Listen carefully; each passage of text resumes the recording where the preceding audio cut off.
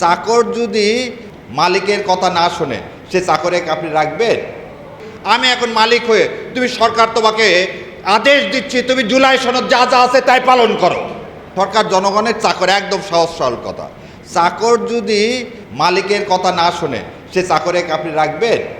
রাখবেন না। তাহলে আজকে আপনি মাননীয় প্রধানমন্ত্রী, আপনি সরকার, আপনি হচ্ছে জনগণের সেবক, আপনি সেই সেবক হয়ে মালিকের কথা শুনতেছেন না। মালিক কিন্তু আপনাকে ফেলে দিবে, মালিক কিন্তু আপনাকে ফেলে দিবে। কেন ফেলে দিবে? চলেন, আপনি আমাদেরকে বলছেন যা কিছু হয়েছে এখন পর্যন্ত সব সংবিধানের আলোকে, সব সংবিধানের আলোকে, ঠিক আছে। শেখ হাসিনা একটা ক্লিপ বের হয়েছে গত পরশুদিন, ওই যে ভাই বললেন ভাইকে গুম করা হয়েছে, আয়না ঘরে রাখা হয়েছে। আমি চাইছিলাম ভাই আয়না ঘরের বর্ণনা দেখ। আমি জানি না ভাইয়ের আয়না ঘরে সোফা সেট ছিল কিনা, লন ছিল কিনা, ভাইকে কি তিনবেলা, হাসিন ভাই আপনাকে কি তিনবেলা চাটা দিত? টিভি দেখার সুযোগ ছিল? তাহলে যদি সুযোগ থেকে থাকে তাহলে আমি বলবো যে হ্যাঁ সালাউদ্দিন সাহেবও গুম হয়েছে। আর যদি এটা না হয়ে থাকে তাহলে হাসিনা যে কথা বলছে সালাউদ্দিনকে আমি কখন গুম করলাম?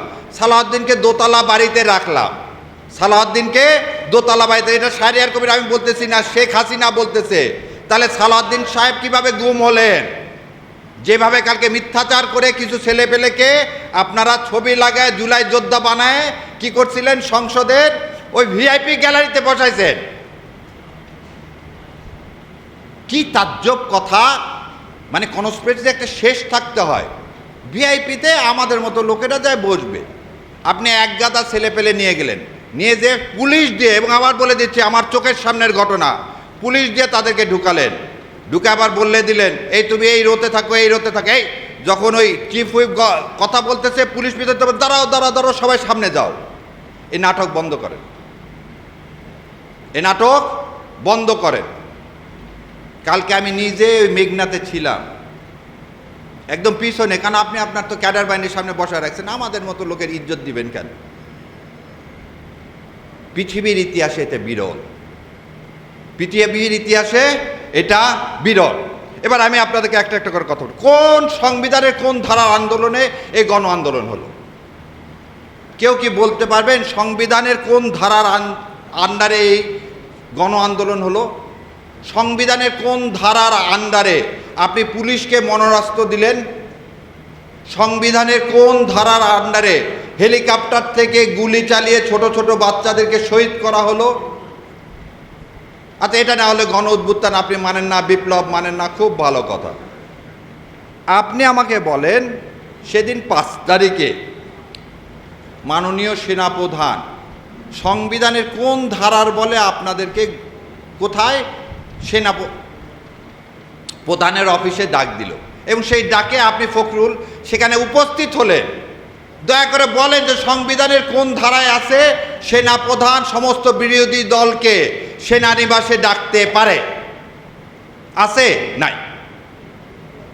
আসেন, আপনি সেনাপ্রধান সবাইকে বলল চলেন সরকার গঠন করি, এটা সংবিধানের কোন ধারায় আছে? সংবিধানের ধারায় আছে আর একজন প্রধানমন্ত্রী নির্বাচিত না হওয়ার আগ পর্যন্ত সেই প্রধানমন্ত্রী থাকবে।